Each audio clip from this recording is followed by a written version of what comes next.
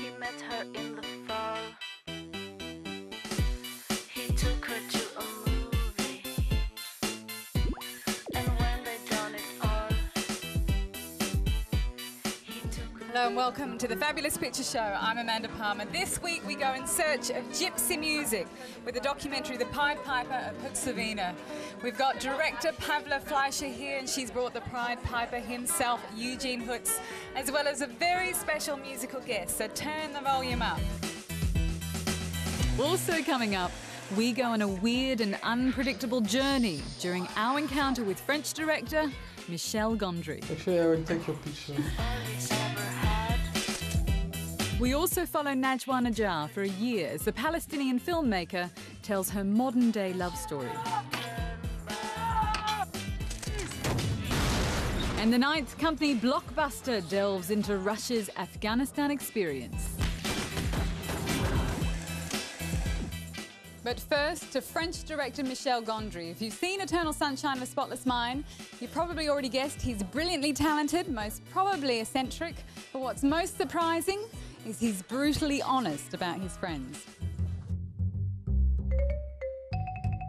Michel Gondry always dreamed of being an inventor.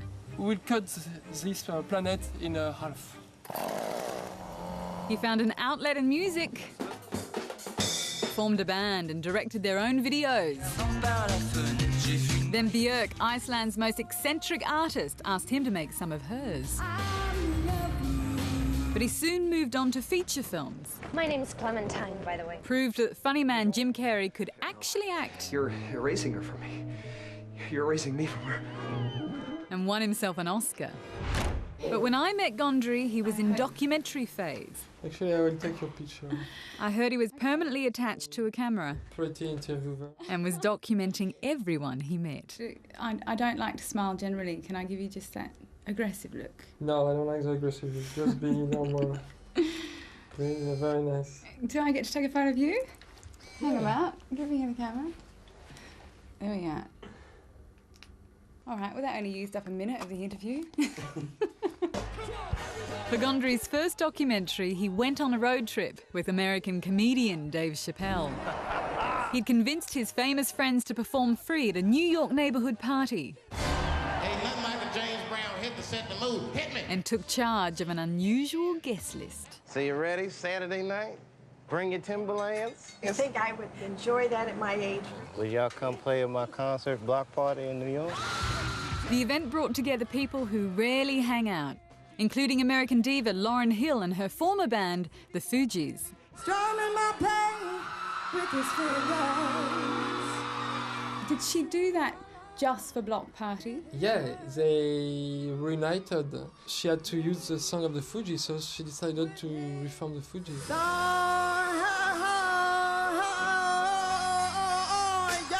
Critics loved the Fuji moment, but didn't exactly rave about the film. Do you care about what critics say? Yes. I mean, I had a hard beginning with my first film. Critics were mixed. I'd say I was a pygmy chimp. Human Nature was about a man who thinks he's an ape and is forced back into civilization.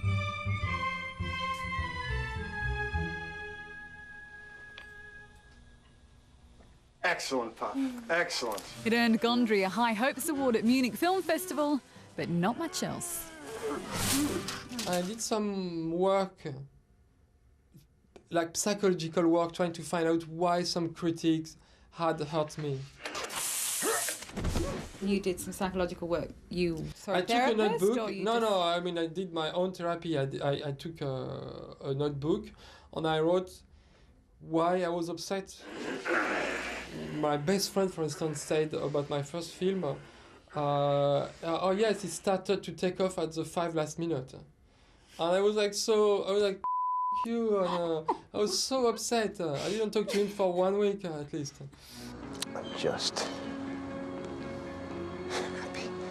But his critics went quiet with his next film. I've never felt that before. The Oscar-winning Eternal Sunshine of the Spotless Mind. Glenn? What did your best friend say about your second? He said he was good. He said it was good. Then he went to the other extreme. He said, "I'm the new genius of cinema. I revolution the filmmaking." So it was from one extreme to another. For Gondry's latest feature, The Science of Sleep, we go on another weird journey through his subconscious. Ladies and gentlemen, we are approaching the moon. What? The moon, yeah. This time, Gondry has sole writing credits. Your best friend, what did they say about Science of Sleep? So he shot it.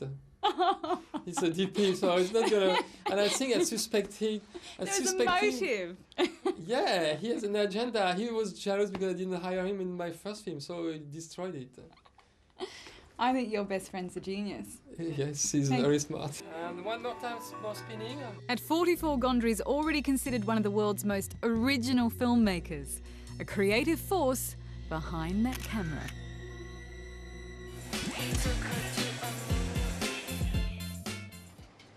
I think a non-actor can be in a film. What does it mean to act? That's a kind of fascinating concept. I've worked with a lot of non-actors in the films that I've made, and the thing they bring to the screen is reality. They bring a certain naturalism, authenticity to a part, and they haven't learned a lot of the so-called acting tricks that a lot of actors learn in acting school.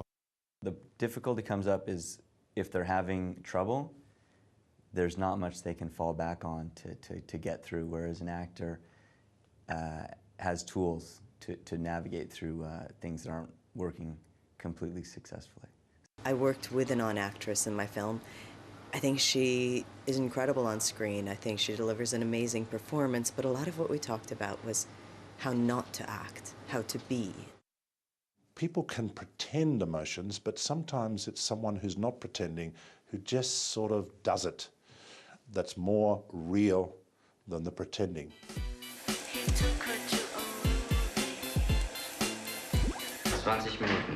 Long before reality TV, 200,000 East Germans spied on the real lives of their neighbours for the secret police, the Stasi.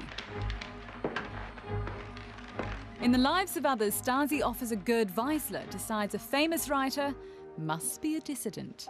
He turns out to be a communist believer, but the officer finds plenty to spy on until he's forced to turn on the man he knows to be innocent.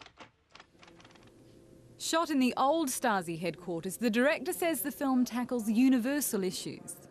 Privacy and the violation of privacy, great feelings such as fear and love, and big problems like faith and betrayal.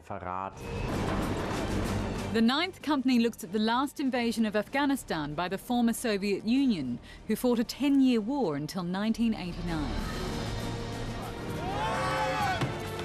The film sticks to the Hollywood war movie template, following a group of young conscripts as they make their way through training. To the realities of the battlefield. It's as patriotic as any American Vietnam War film, which may be why it was a huge hit in Russia. This is the story not about how a country lost the war. It's about those soldiers who won his own war.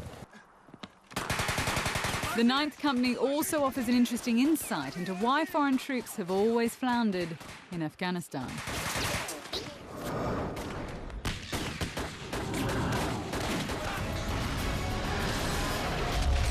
Никто и никогда не сумел завоевать Афганистан. Никто и никогда.